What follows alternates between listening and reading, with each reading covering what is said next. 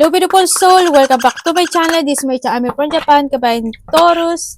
This reading is for you. Hindi ko na-explain. May 2026 ha. Yung mga single, double, triple, mga nag-ghost, yan, may mga third party, sa mga naghahanap, tingnan natin. Nararamdaman niya sa'yo, intention, behavior, action, your feelings, kung may bagong darating, at you need to aware. Vice versa tayo ha. May 2026, taon ako na kay Taurus. Tingnan natin itong love oracle mo. Okay.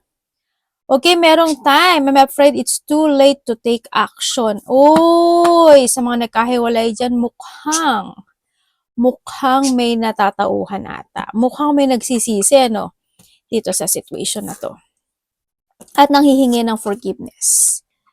No? Nagkakaroon siya ng struggling to get over the past. Kumbaga, hindi siya makaget over sa naganap o nangyari in the past when it comes in this connection. No? Vice versa tayo.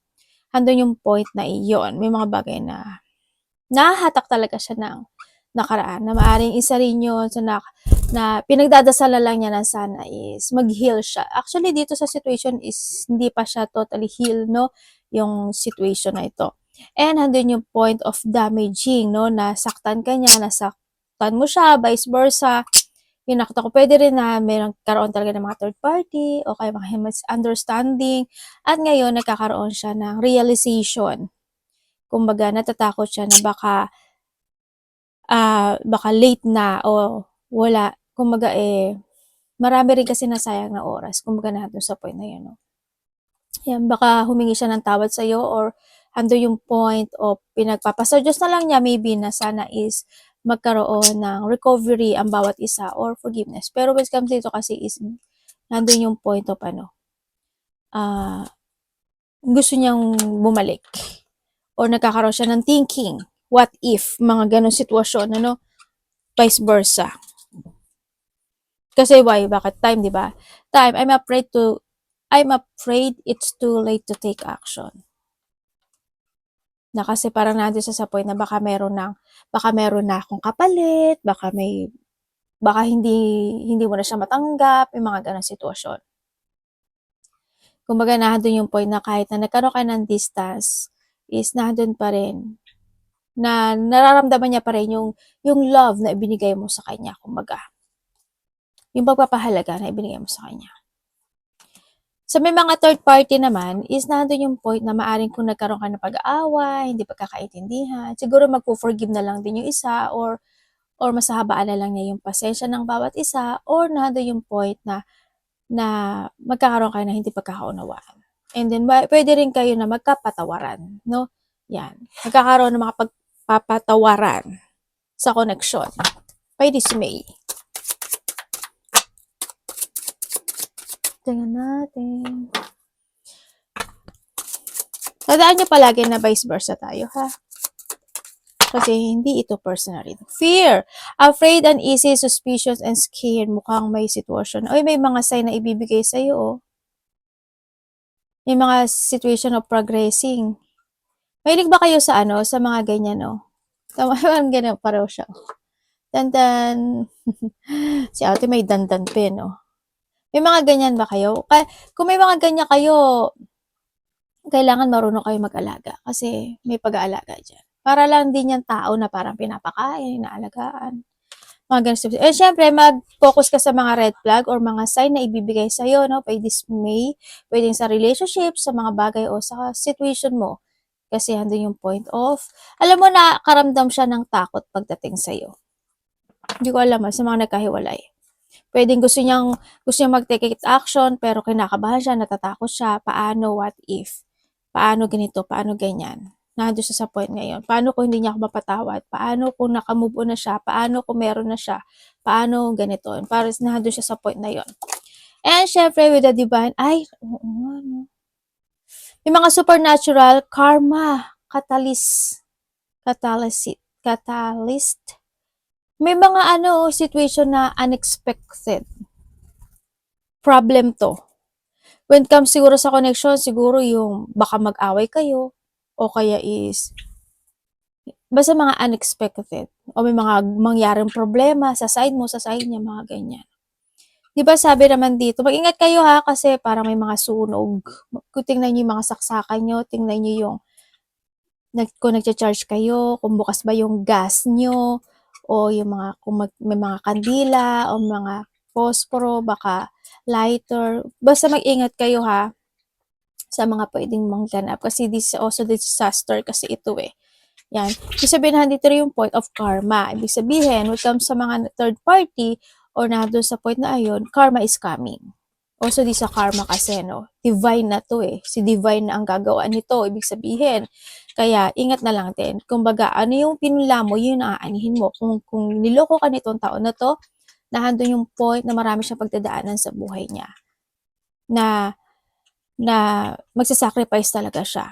Yun yung ibibigay sa kanya ni universe. Kung you are in a third party relationship na hindi naman ikaw yung third party, pwedeng bibigyan ni universe, ni divine ng aral yung taong nang loko. Pero kung ikaw yung pumasok sa third party, na sabihin mo na hindi mo sinasadya, pero nalaman mo na third party ka. Yun pero nasa sa'yo yun, di ba? Ibig sabihin, kung hindi ka kumalas, inaccept mo na ganun. Parang, tumambog ka sa isang kumunoy. Nandun lang yung sa point na yun, di ba? Yun ang nakita ko dito. And then, sana wag naman. Sana wag naman. Humingi ka lang ng forgiveness. Humingi ka lang ng tawad sa taas. Na magkaroon ka ng enlightenment. Para malakpasan mo yung sitwasyon. Kasi, hindi this ako the karma situation. No? Andun yung point na yon. And also, magnetic attraction. Iba dito is, ayan, may mga flirting.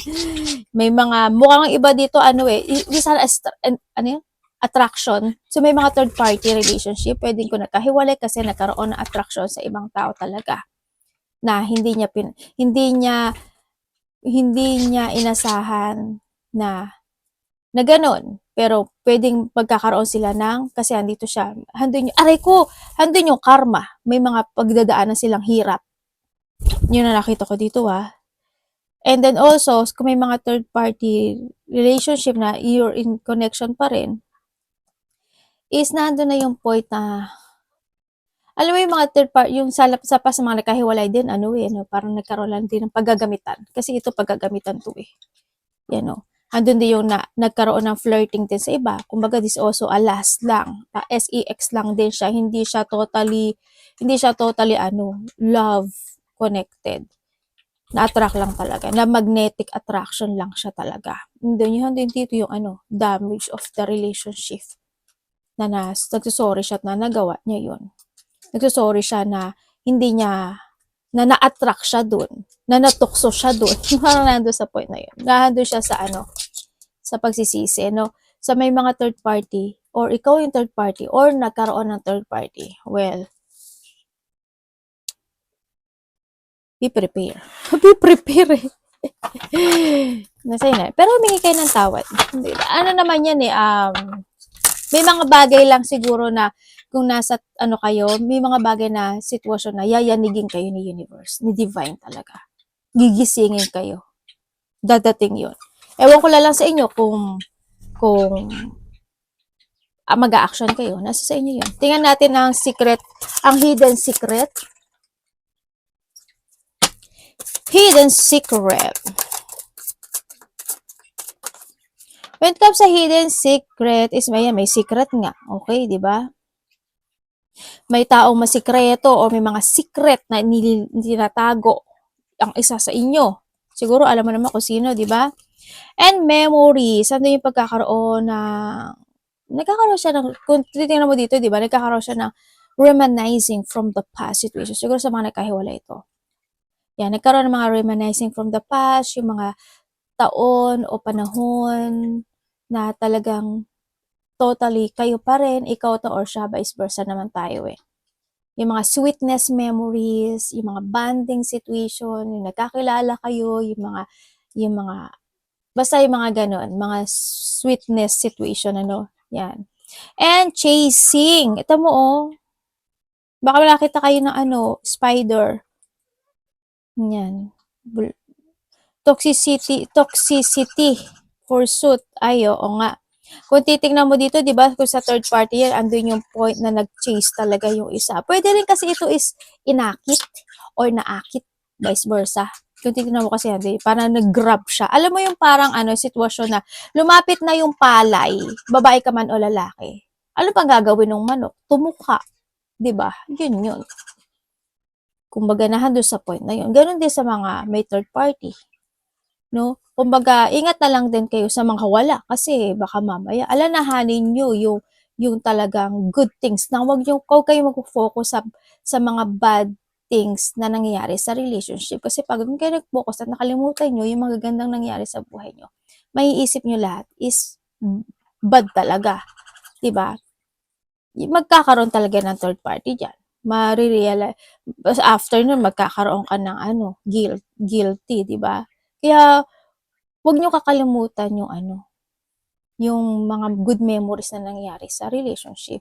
Para, ba't kaya ganun ang hirap kasi ng relationship, alam mo yung kapag nagkamali ka lang, ang daming memories na magaganda, pero nagkamali ka lang ng isa, lahat yung burado. Alam mo yun, may mga ganun din. Ang hirap din talaga makapag-relationship. Pero you need to learn din kasi pagdating dito. Kumbaga, ang pinaka-the best din kasi dito is syempre, wag mo lang kakalimutan yung pinagsamahan. Basta, di ba sabi nga nila, for better, for worse, till death do us part. Well, sa kasal naman talaga yun. Pero ganun din naman kasi sa relationship. Kung talagang mahal ka ng tao, irespeto ka niya.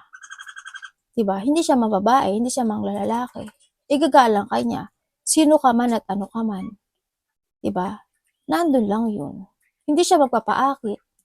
Diba? Iko-close niya yung mga mata niya kasi alam niya sa sarili niya na, kumbaga, ang hirap. Ako din nahihirapan. Kahit siguro mag-advise ako, kasi syempre pwede rin kasi mangyari sa akin, di ba? Mahirap, madaling magsalita sa akin. Kasi wala ako sa sitwasyon nyo. Di ba? Pero syempre, pag-isipan mo na lang din maigi, no? Nararamdaman mo kay Taurus.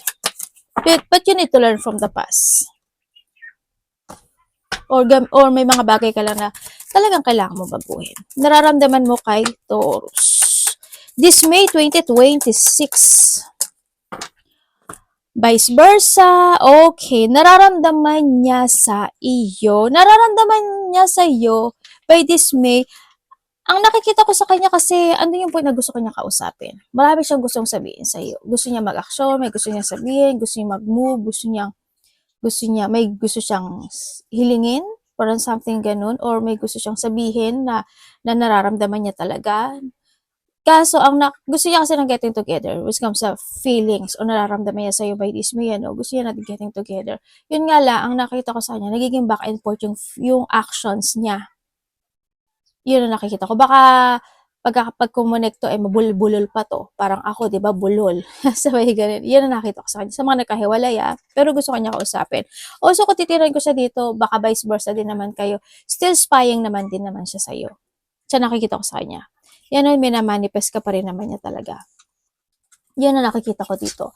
Sa mga, naman, natatakot lang siya, baka magkaroon ng mga rejection situation. Well, nasa kanya na yun.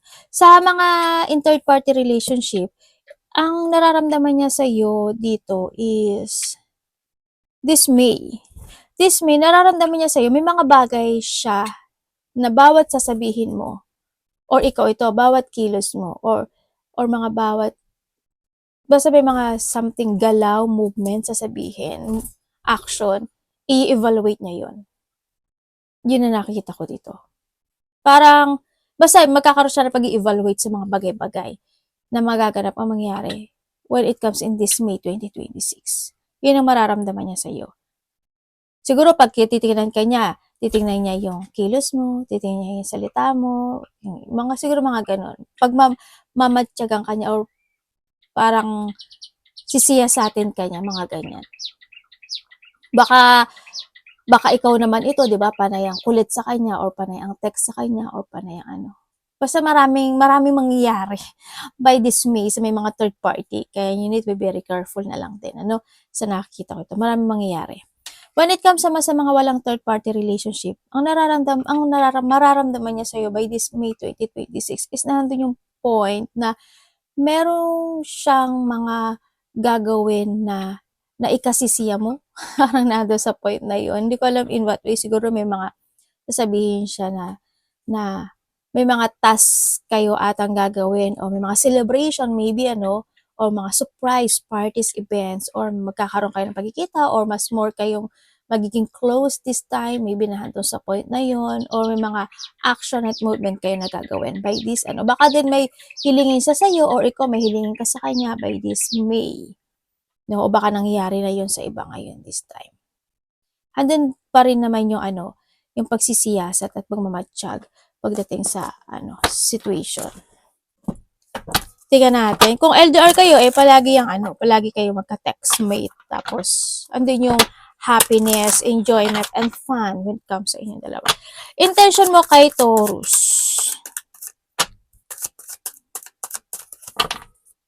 Vice versa, intention niya sa iyo.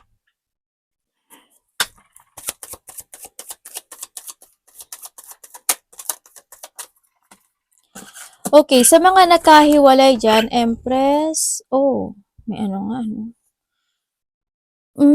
okay, sa mga nakahiwalay naman, intention na sa'yo by this May.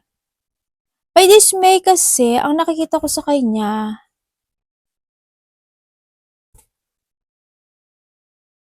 ang intention niya sa'yo kasi gusto kanya kausapin. Parang may parang nagkaroon, gusto ko niya kasi muli ng renewal pagdating sa'yo. Alam mo yun? Nandun siya sa point na may bagay siyang pinag-iisipan na sana pala ganito, sana pala gano'n, sana pala ganyan. Nandun siya sa point na yon. Sana pala ginawa ko to, sana pala ginawa ko yon. May mga ganong sitwasyon. Ako na nakikita sa kanya na may konti pag-isolate. Ako nakikita sa kanya, no? Yung nakita ko intention niya sa iyo. May mga bagay siya na parang gusto niyang baguhin siguro sa sarili niya kasi handito yung damage and forgiveness. Yun. Siguro na doon yung tinamaan siya ng ng karma, di ba? Parang sana pala hindi ko ginawa yung tinamaan tuloy ako ng karma. Pwede na nagkakaroon siya ng ganon or magkakaroon siya ng ganon by this May. Ako nakikita sa kanya kasi nandun yung point of regretting or nagkakaroon siya ng feelings of pagsisisi na doon siya sa point na yun. At gusto niya may mga bagay siyang gustong i-develop siguro sa sarili niya or in this connection. Yun na nakita ko ng intention niya. Pagdating sa'yo, yan, parang gusto niya baguhin yung sarili niya o may mga bagay na siyang gustong mabago in life. Pagdating sa'yo, ganun. Siguro para mas matanggap mo siya, pwedeng na doon sa point na yun, para ma-forgive mo siya, yun. And then, kung kayo naman may third-party relationship, intention niya sa'yo by this May, ang nakikita ko, si we have the Ten of Pentacles din kasi, pwede ikaw ito sa kanya, di ba? Nandun yung point na may mga bagay, intention niya is may mga bagay siya na ikaw or siya is, alam mo yung, may mga bagay na want to develop, want to renew, when it comes this connection, nandun sa point ngayon, may mga kahilingan o may mga hiling na inaasam ng isa sa inyo by this May. Yun ang nakikita ko dito. Sa may mga third party yun.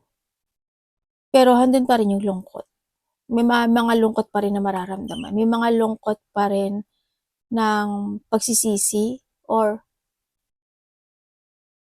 pagpapabaya na wag naman sana. No? Yun ang nakikita ko dito. Kasi may mga pagbabagong gagawin. Hindi ko alam kung ikaw mismo yung magbabago or magfocus ka na sa sarili mo or yung siya. Pwedeng na kasi may pag-iisip na nangyayari or mangyayari. Siguro isa sa inyo, ay nako, magpo-focus na lang ako sa ID, doon ka na lang. Pwedeng na doon sa point na yun. Yun ang nakita ko dito. Sa mga walang third party relationship naman dyan, sa walang third party intention niya sa'yo is, kumbaga nando yung point of, gusto ka niya forever. Gusto ka niya makasama, gusto ka niya na ikaw na, gusto niya na yung, alam mo yung parang kasal na for better for worse, nando sa point na yun. Kumbaga kasi hando yung love and caring pagdating sa situation. May mga bagay siya na gusto niyang baguhin, may mga bagay siya na gusto niya isaayos, but pagdating lalo sa connection na ito or sa inyong dalawa, ganun, or sa sa panghabang buhay, mga ganon. Pwede rin may mga bagay na gustong ihanda, may mga ganong sitwasyon na pwedeng maganap o mangyari or pag-iisip. Tingnan natin ang behavior and action. Vice versa. Behavior and action mo kay Taurus. Ayaw pareho. Ibig sabihin may connection kayo.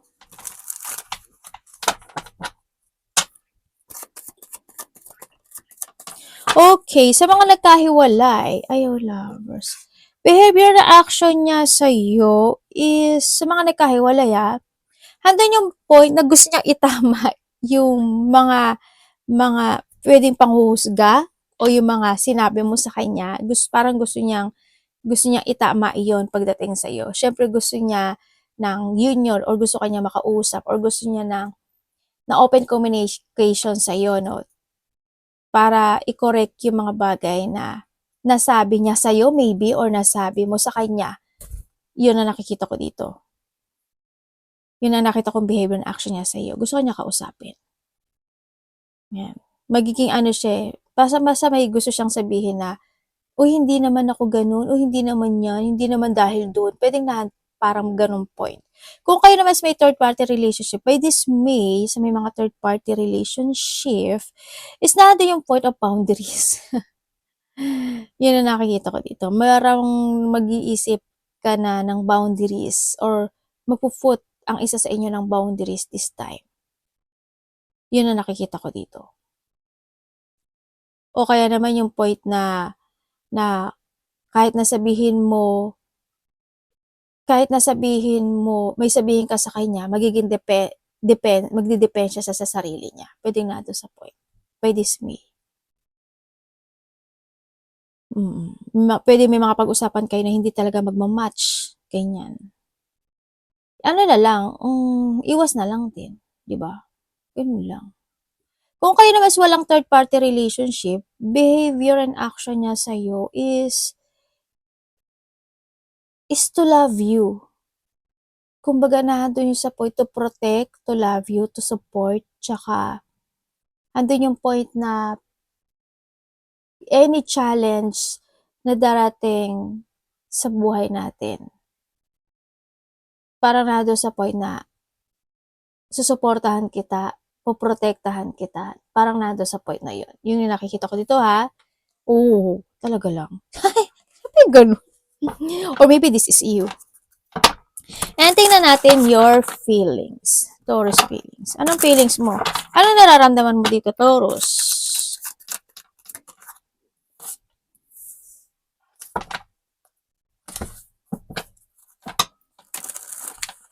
Ang galing, moon. Ito, moon din to, di ba? Okay, nararamdaman mo sa kanya. Okay, kung sa mga nagkahiwalay dyan, nararamdaman mo sa kanya, ang sabi mo kasi sa kanya dito, alam mo yung point na nagkaroon siya ng mga lihim, nagkaroon siya ng, may mga bagay siya na sinikreto, kahit na naging very, ka sa kanya, dito? Kahit na naging masyado kang connected sa kanya, ano bang tawag dun? Naging very supportive, kumbaga. Sa kanya, nakuha niya pa rin na magsinungaling, nakuha niya pa rin na maglihim, then nakaramdag mo sa kanya ng kalungkutan, na doon sa point na naramdaman mo sa kanya. Maaring by this May, maaalala mo yon, no? Yung kung paano ka naging mabait sa kanya o paano siya naging mabait sa iyo. May mga papasok sa isip mo na mga ganong sitwasyon. Baka may isip mo na yung the way na ibinigay mo sa kanya, mga ganon. Or siya ito vice versa. Kung kayo is may third party relationship, tamo the queen and the wands and the cups. Yes, may third party naman talaga. But it is syempre nararamdaman mo sa kanya, ganun pa rin, lungkot. May mga time na baka maramdaman mo na, huwag ka lang pabigla-bigla kasi baka mag-away lang kayo, Syempre, hindi maaalis sa isip mo na ma-judge mo pa rin siya or maiisip mo pa rin na Pumunta ka na naman do'n, ganyan-ganyan. Hindi mo masabihin sa kanya, nasa isip mo yun, na nagsisinungaling siya sa lahat ng ginagawa niya, kilos niya, sinasabi niya. Sabi niya hindi, pero may isip mo pa rin yun. Sa mga walang third party naman, nararamdaman mo sa kanya, very helpful siya pagdating sa iyo. Pero andun yung fashion, attraction, love and care, and gentle. Yun nga lang may pagka-emotional siya, no, sa nakita ko dito. Hindi ko alam in what way yung pagiging emotional niya na sinasabi mo. Hindi ko alam kung paanong klase, kasi iba-ibang klase yung klase na ganun, na pagiging emotional. Yan. Pwedeng matampuhin, pwedeng malungkutin, pwedeng palaisip, pwedeng um, mga ganun sitwasyon. Pwedeng palagi kayo nagpupuyat, may mga ganyan sitwasyon. Tingnan natin, may darating po bang bago kay Taurus sa mga single dyan? Kung naghahanap man kayo, universe, may darating po ba? New love para kay Taurus. Teka lang. New love po para kay Taurus. Ay, the Fool, oh. Tingnan nga natin yan. May sinasabi si the Fool, eh. May new love po ba darating kay Taurus? Baka po nangangailangan sila. Nangangailangan sila. Sabi ganun eh, no? Kung may darating sa'yo, we have the Eight of Swords, the World, the 10, 9. Yes, may darating sa'yo. May darating daw sa'yo. Pero alam mo, itong darating na ito, kilala mo to. Teka lang. Okay, naintindihan ko na. May darating sa'yo. Pero, ang sinasabi niya, darating ito sa tamang panahon. Kasi, ang sinasabi niya dito, may mga bagay daw na kailangan mong i-let go or may mga bagay na kailangan mo ng transformation at parang pagka nagkaroon ka na pag nagawa mo na daw yun, darating siya. Yun ang sabi dito. Isa, dalawa darating sa'yo. May darating sa'yo as in. Baka nga iba dito, 3 pa. Yun ang nakikita ko dito, Baka hindi ka pa nakaka-move on, baka unfinished pa sa'yo yung nakaraan. Pero, kung may nakakausap ka naman na LDR ngayon, yun ang nakikita ko dito, you need to make sure na talagang zero balance na talaga siya at wala na siya connection sa iba. Yun ang pinakaano, kasi andito si angels mo. Ibig sabihin, nandun yung point na kailangan mong pag-isipan kung sino man yung kausap mo ngayon, kung may nakakausap ka o may darating man, o hindi pa man, yung iba dito, kailangan nyo daw mag-finish or may mga unfinished business pa kasi kayo eh. Yung iba dito, kailangan mo maging patient pero darating yung better person. Ganyan. Pero yung iba sa inyo, kung may nakakausap na kayo, kailangan daw na pag-isipan mo maigi. Yun ang sabi dito. Inaano ka lang, hindi naman niya sinasabi na wag. No? You need to make sure lang siguro dito, pagdating dito. Or kaya lang mo pumili ng tama. Ganun. Kumbaga nahandun din yung point kasi dito na may mga bagay na you need to accept yung mga lesson from the past situation. Baka nga may kailangan kang i-transform pagdating sa sarili mo when it comes sa connection, di ba? Yun. Kaya pinag-iingat ka rin niya. And awareness.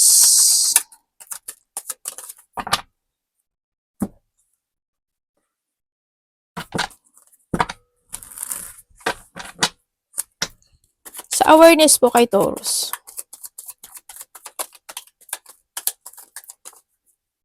Thank you po.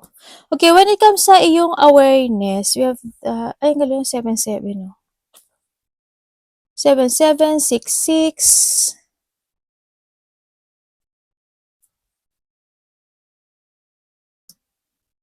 Ano pa yung mga number mo? Wala. 6-6 lang. 7-7 and 6-6 kulang pa. Ayun, 3 yung 7 mo, pero trabahuhin mo yung isa, dapat 4 kasi yung 7 eh. Divine number yun. Okay, you need to aware. Hindi lang to sa love life, ano? Siguro when it comes sa lahat ng aspeto ng buhay mo. Ang kailangan mo daw maging aware, ang sinasabi dito is, kailangan daw magkaroon ka daw talaga ng pagsisiyasat sa mga bagay-bagay, no? Aralin mo, alamin mo, siyasatin mo, and then, kumbaga mas more ka maging more on matured. Kumbaga siguro is learning, ganun ang nakikita ko dito. And then, ang sinasabi rin dito is wag mong madaliin yung situation kasi there's a progress, no? Nahandun yung point na yon. May mag-focus ka at magkaroon ka ng pagpoproseso sa lahat ng aspeto ng buhay mo, sa love life, sa trabaho, basta sa lahat, as in sa pera, magkaroon ka ng pag-a-analyze, pagpa-progress, at mga bagong strategy in life. And syempre, mag-put boundaries ka rin.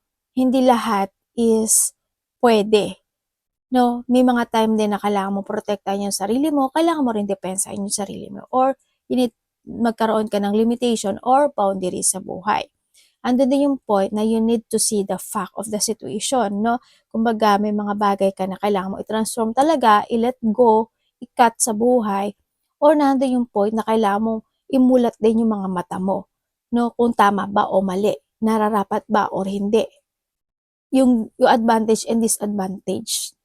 Pag-isipan mo palagi, you need to see the fact of the situation. Lahat ng aspeto mo yan na hindi lang din yan sa love life. No? Yun ang nakikita ko dito. Arigato namaste, God bless.